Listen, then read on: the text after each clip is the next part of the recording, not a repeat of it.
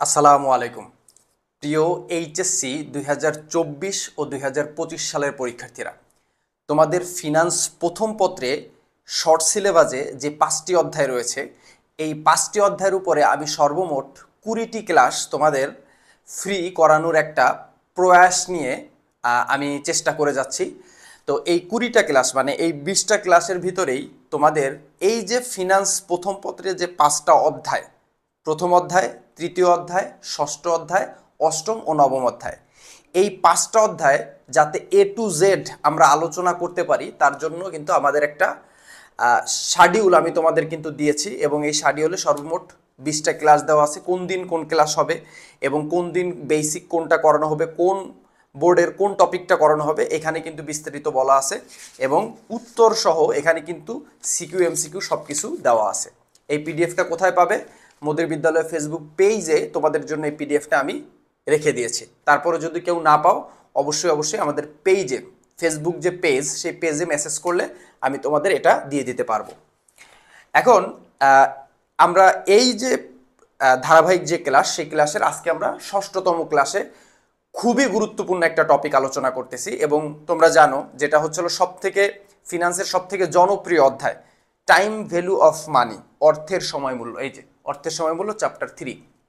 তো এই অধ্যায়ের, যেহেতু অধ্যায়টা খুবই জনপ্রিয় এবং এই অধ্যায়ের খুবই গুরুত্বপূর্ণ একটা অঙ্ক, সেটা হচ্ছে অ্যানুইটি। মানে তোমরা এইচএসসির লেভেলে 24, 25, 26 ব্যাচ, যে ব্যাচের স্টুডেন্টই হও না কেন, তোমাদের জন্য মোস্ট একটা ইম্পর্ট্যান্ট টপিক হচ্ছে হলো অ্যানুইটি। এই অ্যানুইটি বা বার্ষিক বৃত্তি বা বার্ষিক কিস্তি, এটা তোমার পরীক্ষায় থাকবেই, 100% শিওর থাকো।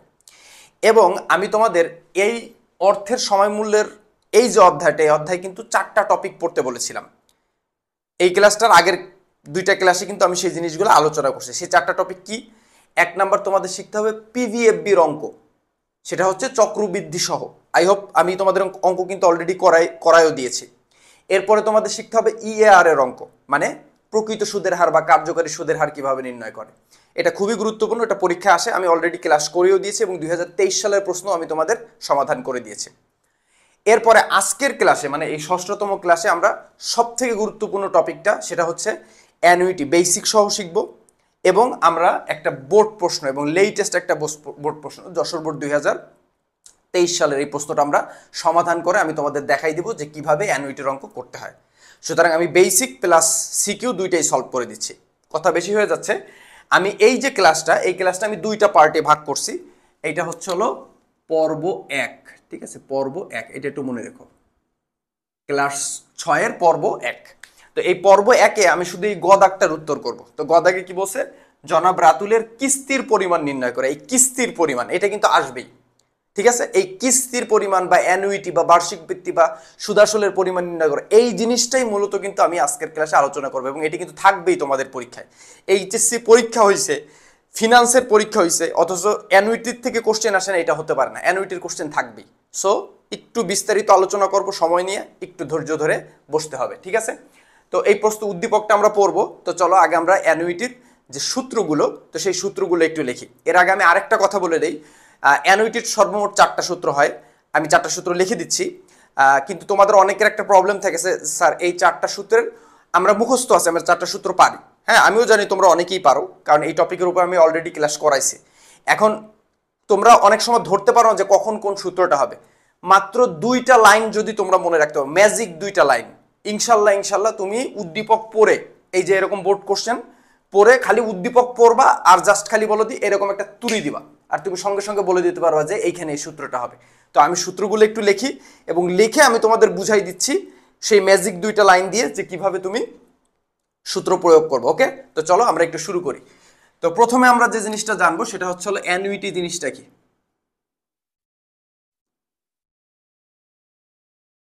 অ্যানুইটি, এটাকে বলা হয় বার্ষিক বৃত্তি। আচ্ছা, তোমরা এই অ্যানুইটি বা বার্ষিক বৃত্তি এই শব্দটা যদি নাও শুনে থাকো, আমি 100% শিওর তোমরা কিস্তি শব্দটা শুনছো। কিস্তি, এই কিস্তি মানে হচ্ছে হলো সুদ এবং আসল, এই দুইটার সমন্বয়। আমার সঙ্গে একটু বলো, সুদ এবং আসল এই দুইটার সমন্বয় হচ্ছে হলো কিস্তি। এবং ওই যে কিস্তিটা, ওই কিস্তিটাই হচ্ছে হলো বার্ষিক বৃত্তি, এবং ওই বার্ষিক বৃত্তি বা কিস্তিকে ইংরেজিতে বলা হয় অ্যানুইটি।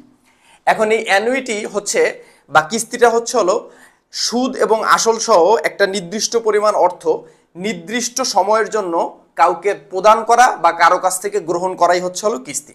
এখন তোমাদের পরীক্ষায় এটা আসার পসিবিলিটিস খুবই কম যে কিস্তি কাকে বলে, আসতেও পারে কদাকে, বাট এটা আসার সম্ভাবনা খুব কম। কিন্তু কিস্তি কয় প্রকার এইটা তোমার পরীক্ষায় আসতে পারে। তো চলো আমরা একটু দেখি। কিস্তি বেসিক্যালি দুই প্রকার। কয় প্রকার বলো? দুই প্রকার। একটা হচ্ছে সাধারণ কিস্তি, ঠিক আছে, সাধারণ অ্যানুইটি, আমি একটু ইংলিশ বাংলা মিলাই লিখতেছি, ঠিক আছে। আর একটা হলো অগ্রিম অ্যানুইটি।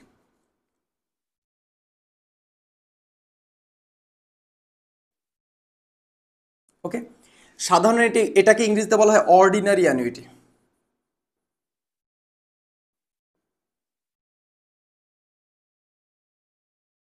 আর এটাকে বলা হয় অ্যানুইটি ডিউ। ওকে, এটা হচ্ছে হলো সাধারণ অ্যানুইটি, আর আরেকটা হচ্ছে হলো অগ্রিম অ্যানুইটি। তাহলে আমি যদি তোমাকে যদি প্রশ্ন করা হয় যে অ্যানুইটি কয় প্রকার, চোখ বুঝে বলে দেবে, একটা হলো সাধারণ অ্যানুইটি আর একটা হলো অগ্রিম অ্যানুইটি। দেখো, এই সাধারণ অ্যানুইটির ইংরেজি কি অর্ডিনারি, অর্ডিনারি শুরু হয়েছে কি দিয়ে? ও দিয়ে। এই জন্য এই সাধারণ অ্যানুইটিকে এই ও দ্বারা প্রকাশ করা হয়, কেমন? আর এই যে অগ্রিম অ্যানুইটি, অগ্রিম অ্যানুইটি মানে অগ্রিম মানে কি? ডিউ। তার মানে যেহেতু ডিউ দিয়ে, মানে ডিউ এর প্রথম অক্ষর কি? যেহেতু ডি, সেহেতু এটাকে ডি দ্বারা প্রকাশ করা হয়, বড় হাতের ডি দ্বারা প্রকাশ করা হয়। তাহলে সাধারণ অ্যানুইটিকে ও দ্বারা প্রকাশ করা হয়, অগ্রিম অ্যানুইটিকে ডি দ্বারা প্রকাশ করা হয়। এখন কোন অ্যানুইটিটা কখন হবে? এটা খুবই সিম্পল, জাস্ট মনে রাখবা কিস্তি যে টাকাটা, মানে তুমি যে কিস্তিটা পরিশোধ করবা, এই কিস্তিটা যদি তুমি বছরের বা মাসের শেষে পরিশোধ করো তখন সেটা সাধারণ অ্যানুইটি। আমি লিখে দিচ্ছি, যদি শেষে পরিশোধ করো, কখন? শেষে, তখন সেটা কি হবে? সাধারণ অ্যানুইটি। আর যদি কিস্তিটা তুমি মাসের শুরুতে বা বছরের শুরুতে কিস্তিটা পরিশোধ করো, তখন যদি শুরুতে পরিশোধ করো, ঠিক আছে, তখন সেটা হবে কি বলো? সেটা হবে হচ্ছে অগ্রিম অ্যানুইটি। শুরুতে মানে কি? আগে, আগে মানে কি? অগ্রিম। তার মানে শুরুতে বললে অগ্রিম অ্যানুইটি। আর এইখানে তোমরা আরেকটা জিনিস মোটা দাগে মনে রাখবা, সেটা হচ্ছে হলো কিছু উল্লেখ না থাকলে, কিছু উল্লেখ না থাকলে, এটাও একটু মনে রেখো, কিছু উল্লেখ না থাকলে। কিছু উল্লেখ না থাকলে বলতে স্যার কি বুঝাইছেন? আমি তোমাদের এখনই বলে দিচ্ছি। কিছু উল্লেখ না থাকতে বলতে বলতে বলতে বুঝাইছি, মনে করো এমন একটা উদ্দীপক তুমি পড়তেছো, উদ্দীপকে এই শেষে বা শুরুতে কিছুই বলা নাই। উদ্দীপকের কিস্তিটা কি শেষে দিয়েছে প্রতি বছরের, নাকি প্রতি বছরের শুরুতে দিছে, এটা কোনো কিছুই বলা নাই। শুরুতে শেষে কোনো শব্দই নাই। তার মানে কি এখানে কোনো কিছু উল্লেখ নাই। তাহলে কিছু উল্লেখ না থাকলে অবশ্যই অবশ্যই সেটাকে শেষে ধরে নিবে, এটা মনে রাখবা। কিছু উল্লেখ না থাকলে সেটাকে অবশ্যই অবশ্যই এই শেষে ধরে নিতে হবে। প্রশ্নে যদি কিছু উল্লেখ না থাকে, শুরুতে শেষে যদি উল্লেখ না থাকে বা বলা না থাকে, তখন আমরা সেটা শেষে ধরে নিব, মানে অবশ্যই অবশ্যই সেটা সাধারণ অ্যানুইটি। এবার এই সাধারণ অ্যানুইটির যে সূত্র এবং অগ্রিম অ্যানুইটির যে সূত্র, সেই সূত্রটা আমরা এইভাবে একটু লিখব। হ্যাঁ, এগুলো বইয়ে লেখা আছে বাবারা, এগুলো বইয়ে লেখা আছে, কিন্তু আমি জাস্ট যেহেতু বেসিক সহ করাচ্ছি, সেহেতু আমি এগুলো একটু আলোচনা করে দিব, ঠিক আছে, আমার জায়গা থেকে। তো প্রথমে আমি চারটা সূত্রের প্রথম সূত্রটা আমরা লিখবো। এক নম্বর সূত্রটা, সাধারণ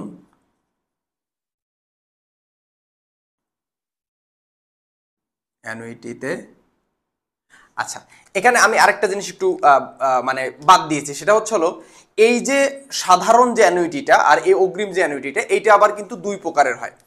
তো সাধারণ অ্যানুইটিটা যে দুই প্রকারের হয়, সেটা কি কি হয়? এই যে আমি এইখানে একটু লিখে দিচ্ছি, দুই প্রকার। একটা হয় হচ্ছে হলো PVA, present value of annuity, মনে রেখো কেমন। আরেকটা হয় হচ্ছে হলো FVA, তার মানে ফিউচার ভ্যালু অফ অ্যানুইটি। একটা হলো PVA, একটা হলো FVA। তার মানে সাধারণ অ্যানুইটির দুইটা সূত্র, একটা হচ্ছে হলো সাধারণ অ্যানুইটির বর্তমান মূল্যে সাধারণ অ্যানুইটি, আর একটা হলো ভবিষ্যৎ মূল্যে সাধারণ অ্যানুইটি। তাহলে এই অগ্রিম অ্যানুইটির ক্ষেত্রেও সেম তাই। তাহলে অগ্রিম অ্যানুইটির ক্ষেত্রেও কি হবে বলো? অগ্রিম অ্যানুইটির ক্ষেত্রেও একটা হবে হচ্ছে হলো PVA, হ্যাঁ, একটা হবে PVA, আর একটা হবে হচ্ছে তোমার FVA, future value of annuity. তার মানে এই অগ্রিম অ্যানুইটির ক্ষেত্রেও বর্তমান মূল্যে অগ্রিম অ্যানুইটি আছে, এবং এই অগ্রিম অ্যানুইটির ক্ষেত্রে ভবিষ্যৎ মূল্যে অগ্রিম অ্যানুইটি আছে। এবার আসো আমরা একটু সূত্রটা লিখি। তো আমরা প্রথমে সাধারণ অ্যানুইটি ধরছি, তো সাধারণ অ্যানুইটি আমরা বর্তমান মূল্য প্রথমে লিখবো। তো সাধারণ অ্যানুইটির বর্তমান মূল্য, বর্তমান মূল্যে যদি হয় তখন কি সূত্র? আচ্ছা, সূত্রটা আমি লিখে দিচ্ছি। আরেকটা কথা বলে দিই, তোমরা যদি এটা বুঝতে একটু অসুবিধা হয় আমার একটু লেখাটা শেষ করতে দাও, এরপরে আমি তোমাকে সেই ম্যাজিক ওয়ার্ডটা একটু লিখে দিচ্ছি। এই সূত্র আমি জানি, বইয়ে লেখা আছে, জাস্ট একটু সময় দাও, ঠিক আছে? সাধারণ এটিতে বর্তমান মূল্য, এটা সূত্র হবে হচ্ছে PVA present value of annuity সমান সমান A গুণন third bracket 1 minus 1 divided 1 plus I power n divided I bracket close. তো এটা হলো সাধারণ অ্যানুইটিতে বর্তমান মূল্যের সূত্র। এবার 2 নম্বর ফর্মুলা লিখবো হচ্ছে, ঠিক আছে, সাধারণ অ্যানুইটিতে না 2 নম্বর লিখলাম অগ্রিম অ্যানুইটিতে, অগ্রিম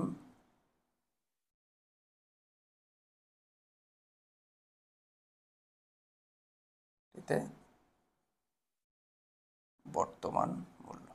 তাহলে অগ্রিম অ্যানুইটিতে যদি বর্তমান মূল্য হয় তাহলে অগ্রিম মানে কি? শুরুতে মানে এই যে অগ্রিম অ্যানুইটি।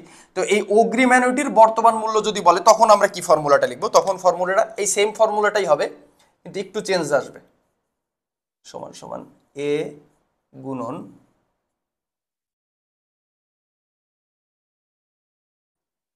এক plus I power n divided I bracket close. দেখো এখানে যা লিখছি এখানেও কিন্তু তাই লিখছি। তাহলে এই সাধারণ অ্যানুইটি আর অগ্রিম অ্যানুইটির ভিতর পার্থক্য কোথায়? যখনই মনে রাখবা, যখনই দেখবা এই অগ্রিম অ্যানুইটি হবে তখন এই শেষে একটা লেস দিয়ে দিতে হবে। সেই লেসটা কি? গুণন 1 প্লাস I। মানে এই যে তুমি ভিতরে 1 প্লাস I লিখছিলে না, এই 1 প্লাস আইটা বাইরে লিখে দিবা। কিন্তু এখানে মনে রাখবা এইখানে ব্র্যাকেটের ভিতরে যে 1 প্লাস I দিছিলা এটার উপর কিন্তু পাওয়ার n দিছিলা, কিন্তু এইখানে কিন্তু পাওয়ার n দেওয়া যাবে না। মানে এখানে পাওয়ার n থাকবে কিন্তু এখানে পাওয়ার n আনা যাবে না। তো এই যে লেসটুকু, এই যে এক্সট্রা এই যে লেসটুকু, এই লেসটুকু তখনই আসবে যখন আমাদের অগ্রিম অ্যানুইটি হবে। তাহলে সাধারণ অ্যানুইটিতে বর্তমান মূল্যের ফর্মুলাও যা, অগ্রিম অ্যানুইটিতে বর্তমান মূল্যের সূত্রও কিন্তু তাই। শুধুমাত্র সাধারণ বললে লেস নাই, আর অগ্রিম বললে অবশ্যই এই লেসটুকু দিয়ে দিতে হবে। এই পেটের ভিতর থেকে এইটা নিয়ে এই লেসটুকু অ্যাড করে দিতে হবে। তাহলে এই দুইটা ছিল বর্তমান মূল্যের সূত্র, সাধারণ আর অগ্রিম। তাহলে এবার তো আমাদের দুইটা ভবিষ্যৎ মূল্য রয়ে গেছে না, এই একটা ভবিষ্যৎ মূল্য, এই একটা ভবিষ্যৎ মূল্য। তো সেক্ষেত্রে সূত্রটা কি হবে? এটা আমরা 3 নম্বর ফর্মুলা লিখলাম।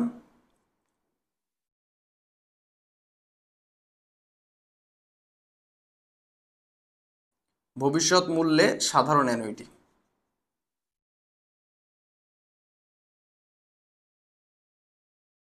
তো ভবিষ্যৎ মূল্য যখন বসে তখন কি হবে? PVA হবে নাকি FV হবে?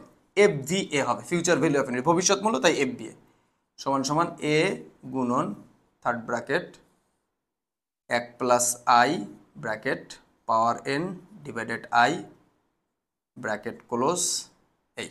এইটা হচ্ছে হলো আমাদের ভবিষ্যৎ মূল্যে সাধারণ অ্যানুইটির সূত্র, কোনো লেজ নাই, দেখছেন?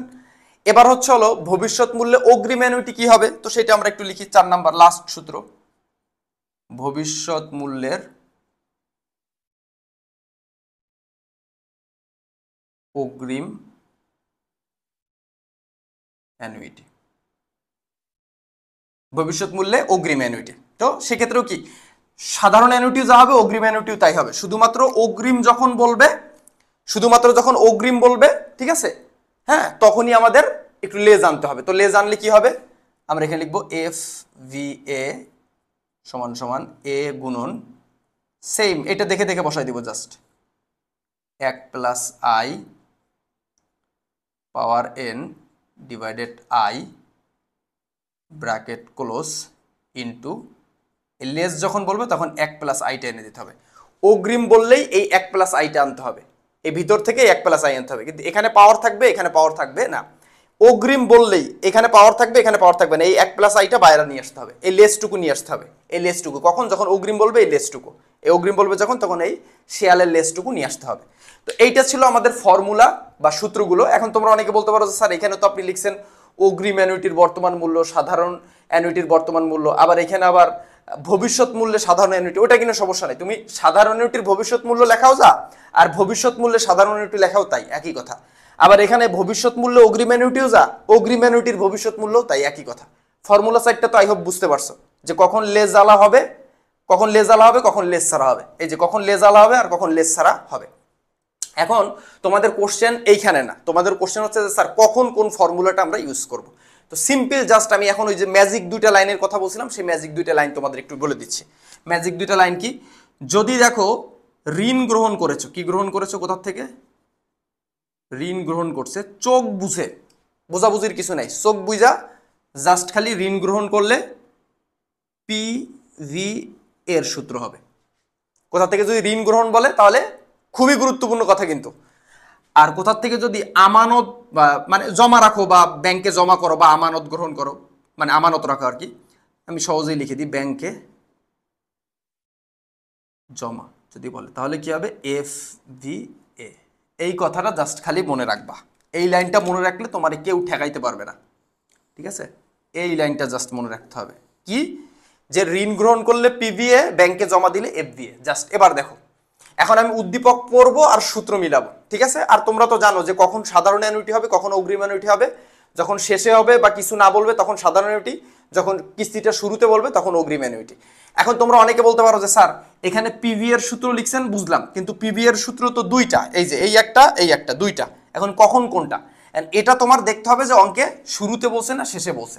যদি শেষে বলে তাহলে অবশ্যই সাধারণ অ্যানুইটি, আর যদি শুরুতে বলে তাহলে অবশ্যই অগ্রিম অ্যানুইটি। ওকে, তো এবার দেখো আমি এবার এই উদ্দীপকটা, এই লেটেস্ট প্রশ্নটা আমি একটু পড়ছি, এই প্রশ্নটা পড়ে ইনশাল্লাহ দেখো আমি এবার এই ফর্মুলার ভিতর থেকে সূত্রটা বেছে নিই। এবার আমি সূত্র দিয়ে তোমাদের অঙ্ক করাই দেখাবো, এবং অঙ্ক ঝটপট জাস্ট 3 লাইনে কিভাবে করবা, 3-4 লাইনের ভিতর সেটাই দেখাই দেবো। তো দেখো, জনাব রাতুল সন্ধ্যা ব্যাংক লিমিটেড থেকে 60,000 টাকা ঋণ নিয়ে একটি ল্যাপটপ ক্রয় করেন। ঠিক আছে, এই ল্যাপটপ আমার একটা ভাইয়ের ছেলে আছে, যার হচ্ছে গেল এই যে সানগ্লাসটা, মানে এই যে সানগ্লাসটা, মানে এই যে বিশেষ যে সানগ্লাসটা, হ্যাঁ, যেটা আসলে হ্যাঁ মানে তোমরা তো খুব পছন্দ করছো এই সানগ্লাসটা, এই সানগ্লাসটার যে মালিক, ইনি এই ল্যাপটপ উচ্চারণ করতে পারেন না, উনি ল্যাপটপে বলে ল্যাপা ট্যাপা। তো যাই হোক, সেই ল্যাপা ট্যাপা ক্রয় করছে। আচ্ছা এবার আসি, তো 60,000 টাকা ঋণ নিয়ে একটি ল্যাপটপ ক্রয় করেন। চশমাটা পরেই ক্লাস নেই, ঠিক আছে, একটু পরে খুলে ফেলবো।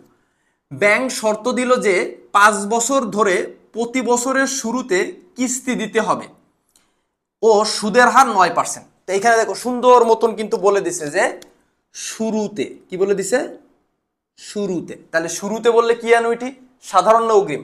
শুরুতে বললে হচ্ছে হলো অগ্রিম অ্যানুইটি, তার মানে এটা হচ্ছে হলো অগ্রিম অ্যানুইটি, অগ্রিম অ্যানুইটি। ওকে, শুরুতে বললে কি অ্যানুইটি, অগ্রিম অ্যানুইটি। ওকে, আচ্ছা এখন অগ্রিম অ্যানুইটি তো বুঝলাম, এখন আমরা বুঝবো কেমনে এই 4টা সূত্রের কখন কি হবে। তো আমি কিন্তু তোমাদের প্রথমেই বলছি, যদি ঋণ গ্রহণ করে, তো দেখো এখানে কিন্তু জনাব রাতুল সন্ধ্যা ব্যাংক লিমিটেড থেকে 60,000 টাকা ঋণ নিয়েছে, কি নিয়েছে, ঋণ নিয়েছে। তাহলে যদি ঋণ নেয় তাহলে কোন সূত্রটা হবে, পিভি এর সূত্র হবে। ওকে, এই যে পাইলাম পিভি এর সূত্র। এখন আমাদের এখানে পিভি এর সূত্র কই আছে, আমাদের পিভি এর সূত্র আছে এই যে এই একটা আছে আর এই একটা আছে। এখন পিভি এর কোন সূত্রটা নেব আমরা, 1 নম্বর সূত্রটা নিব নাকি 2 নম্বর সূত্রটা নিব? এখন এক্ষেত্রে আমরা দেখব যে শুরুতে না শেষে। যেহেতু শুরুতে বলছে সেহেতু অগ্রিম অ্যানুইটি মানে লেজালা সূত্রটা নিতে হবে। তার মানে এই দুইটা সূত্রের অবশ্যই লেজালা কোনটা, এটা না, সুতরাং আমাদের এই ফর্মুলাটা নিতে হবে, কারণ এটা হচ্ছে হলো অগ্রিম অ্যানুইটি। কারণ এই কিস্তিটা শুরুতে দিছে, তার মানে এটা অগ্রিম অ্যানুইটি, তার মানে এখানে অগ্রিম অ্যানুইটি আসবে। আর কেন পিভিআর হবে, কারণ এটা ঋণ গ্রহণ করছে, ঋণ গ্রহণ করলে পিভিআর সূত্র হবে। ওকে, এটা একটু মুছে গেছে।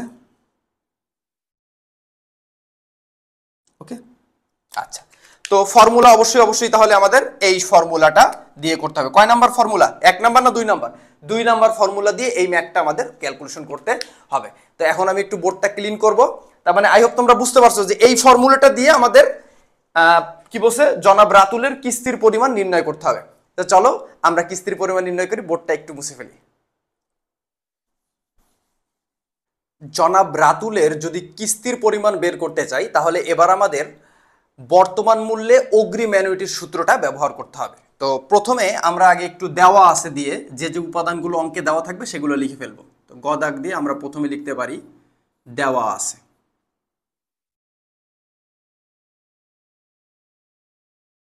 তো 3টা জিনিসই দেওয়া থাকবে, যেহেতু পিভি এর সূত্র ব্যবহার করতে হবে তাহলে পিভি এর মানটা অবশ্যই দেওয়া থাকবে।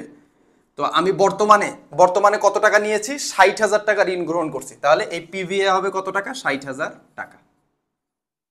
ওকে, আচ্ছা এরপরে আমরা কত পার্সেন্ট সুদের হার, 9% সুদের হার। তাহলে সুদের হারকে আমরা এই ছোট হাতের আই দ্বারা প্রকাশ করি, রেট অফ ইন্টারেস্ট কত পার্সেন্ট, 9%। এই 9কে যদি আমরা এই পার্সেন্টেজের কারণে 9কে যদি আমরা 100 দিয়ে ভাগ দিই তাহলে হচ্ছে 0.09। তোমরা ক্যালকুলেটরে ভাগ দিবা, 9কে 100 দিয়ে ভাগ দিবা। আচ্ছা, এবার আমাদের লাগবে কি এন, নাম্বার অফ ইয়ার্স, কয় বছরের জন্য, একটা মেয়াদ তো অবশ্যই থাকবে। এখানে কিন্তু বলে দিয়েছে এই ল্যাপটপ কোন ব্যাংক 5 বছরে, 5 বছর ধরে, কয় বছর ধরে, 5 বছর ধরে, তার মানে মেয়াদ কত বছর, 5 বছর। আমাকে চেয়েছে প্রশ্নের কিস্তির পরিমাণ কত, তাহলে কিস্তি মানে কি, অ্যানুইটি, অ্যানুইটি মানে কি এ, তার মানে এর মানটা আমাদের বের করতে হবে। তাহলে এ সমান সমান হোয়াট। ওকে, আমরা এর মানটা এবার বাইর করব। এবার আমরা আমাদের সেই ফর্মুলাটা লিখবো, সূত্রটা লিখবো, যে বর্তমান মূল্যে অগ্রিম অ্যানুইটির সূত্র। তাহলে এবার আমরা লিখবো আমরা জানি।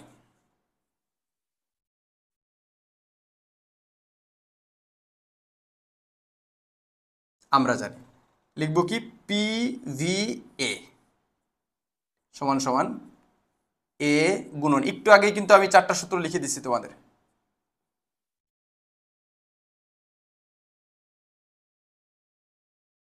এক divided 1 plus I power n divided I bracket close. যেহেতু আমাদের শুরুতে দিয়েছে, শুরুতে যেহেতু অগ্রিম অ্যানুইটি, তার মানে এই 1 প্লাস আইটাও শেষে আমরা গুণ দিয়ে দেব। মানে অগ্রিম অ্যানুইটি বললে আমরা এই লেসটুকু নিয়ে আসি, ঠিক আছে, লেসটুকু নিয়ে আসছি। এবার আমাদের কাজ খুবই সহজ, জাস্ট খালি এখানে মানগুলো বসাই দিতে হবে, ঠিক আছে। আমি একটু ছোট করে ফেলি। ওকে, তো মান যদি আমরা বসাইতে চাই, যেহেতু মাঝখানে সমান সমান আছে, তাহলে আমরা এই অর চিহ্নটা দিব বা এই চিহ্নটা দিব। তাহলে পিভিএ কত দেওয়া আছে, 60,000 টাকা, তাহলে লিখলাম 60,000 সমান সমান এই এর মানটাই, অ্যানুইটির মানটাই তো আমাদের বের করতে বলছে। তাহলে এর মানটা যেহেতু বের করতে বলছে, সেহেতু এর জায়গাটা আমরা বসাই দিব, এখানে কোনো কাজ নেই, কারণ এটা তোর মান আমরা জানি না, সুতরাং এ এখানে বসাই দিব ইনটু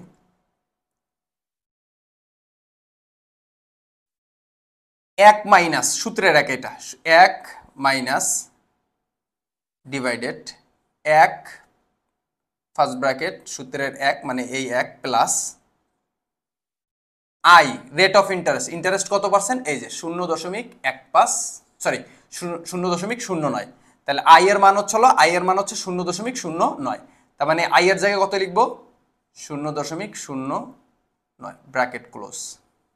এখন এই ছোট্ট করে উপরে এন আছে, উপরে এন আছে, তাহলে এন মানে কি, নাম্বার অফ ইয়ার্স, বছরের সংখ্যা। তাহলে বছরের সংখ্যা কয় বছর, 5 বছর। তাহলে ছোট্ট করে লিখে দিব 5। আই কত, আই তো সেম, এখানেও যে আই এইখানেও সেম একই আই, এখানেও যে আই এখানেও সেম একই আই। তাহলে আই এর মান কত, 0.09। এখানে যেমন 0.09 লিখছি, এখানেও লিখবো 0.09। মানে এখানে যেটা বসবো ওইটা বসাবো, এই যে এই ব্র্যাকেটের আই এর ভিতরে, মানে এই আইটা যেটা বসাবো এই আইও তাই হবে। তার মানে এখানে যেটা মানে যত সংখ্যাটা বসবে এখানেও সেম একই সংখ্যা বসবে, কেমন। এবার ব্র্যাকেট আমরা ক্লোজ করে দিব, কেমন। আচ্ছা, এবার ইনটু, এখানেও একটু আই এর কাজ আছে, ইনটু 1 প্লাস আই, আই এর মান কত, ওই সেম একই আই, 0.09। এবার আমরা এটা ক্যালকুলেশন করতে পারি। তো কিভাবে ক্যালকুলেশন করবো, এই 60,000 বসাই রাখি সমান সমান, এর মান তো আমরা এখনো জানি না, এর মান পরে বের করব, ইনটু এবার এই ব্র্যাকেট টুকের যে কাজ, মানে এই যে যতটুকের কাজ, এইটুকুর কাজ আমরা একসঙ্গে করে দিব, আর এইটুকুর কাজও আমরা একসঙ্গে করে দিব। তো কিভাবে করবা, এই যে ক্যালকুলেটর আমি দেখাই দিচ্ছি, আমি তোমাদের হাতে কলমে করে দেখাচ্ছি, টেনশনের কোনো কারণ নাই, ঠিক আছে। আর অবশ্যই এই ক্যালকুলেশনটা একবারে তুমি করলে হবে, বইয়ে অনেক লম্বা করে করা থাকে, অত পরীক্ষা হলে সময় পাওয়া যায় না, তোমরা একবারে করে দিবে, একবারে করে দিলেও 100% হবে। মানে এইটুকুর কাজ যদি তুমি একবারে করে দাও 100% হবে, কোনো স্যার মার্ক কাটতে পারবেন না, কেমন। আচ্ছা, এবার আসো, তাহলে এটা কিভাবে করবা, প্রথমে এই 1 লিখবা, 1 মাইনাস ফার্স্ট ব্র্যাকেট 1 ভাগ ফার্স্ট ব্র্যাকেট, এবার এই ব্র্যাকেট টুকু 1 প্লাস 0.09 ফার্স্ট ব্র্যাকেট ক্লোজ পাওয়ার 5 সমান সমান ভাগ 0.09 সমান সমান কত আসছে, 3 দশমিক সামথিং এরকম আসছে, ঠিক আছে। আমি একটু লিখে ফেলি, 3 দশমিক 889651 পয়েন্টের পরে একটু বেশি সংখ্যা নেওয়াই ভালো। ঠিক আছে, এখন তোমরা যদি এখানে একবারে 89 লিখে দাও তাও হয়ে যাবে। ঠিক আছে, 3.89 লিখে দিলেও হবে। আর যদি আমার মতন অনেকগুলো লিখতে চাও তাতেও হবে। স্যার এখন কোনটা সঠিক? ফিনান্সে পয়েন্ট নিয়ে কোনো সমস্যা নেই, এটা লিখলেই হয়েছে। ঠিক আছে, তুমি 3টে সাইড 4টা নিলেও হবে, 6টা নিলেও হবে, কিন্তু যত বেশি নেওয়া হয় উত্তরটা তত অ্যাপ্রক্সিমেট কাছাকাছি আসে, এই এছাড়া কিছু না। ইন্টু এটার যোগ করলে কত হয়? 1 যোগ 0.09 যোগ করলে হয় কত? 1.09। তাহলে এবার আমরা আরেকটু কাজ করি, সেটা হলো ওকে 60,000 সমান সমান এ গুণন, তাহলে এই যেটা আছে এইটার সঙ্গে এইটা গুণ দিয়ে দেব। তাহলে গুণ দেই, 3.28 যেটাই রয়েছে ওইটার সঙ্গে গুণ দিব 1.09 করলে আসছে 4.23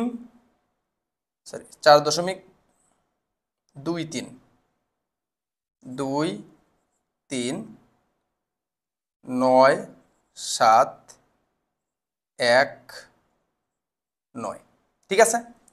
আচ্ছা, এবার আমরা একটা কাজ করতে পারি, সেটা হচ্ছে হলো এই এটাকে এই পাশে নিয়ে আসলাম, সমান সমান দিয়ে এই 60,000কে উপরে রাখলাম যেহেতু এটা বড়, আর এই ছোটটাকে নিচে আসলাম 4.239719। ওকে, আচ্ছা আই হোপ দেখা যাচ্ছে। হ্যাঁ দেখা যাচ্ছে। অতএব এ সমান সমান, এবার এইটাকে এটা দিয়ে ভাগ দিলে আমাদের অ্যানুইটিটা বের হয়ে গেল।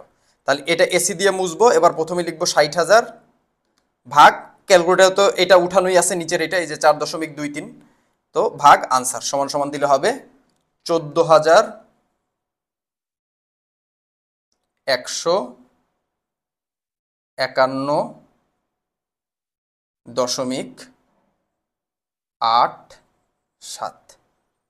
ঠিক আছে, 8783, অবশ্যই অবশ্যই অ্যানুইটির অঙ্ক যেহেতু টাকা লিখে দিবে।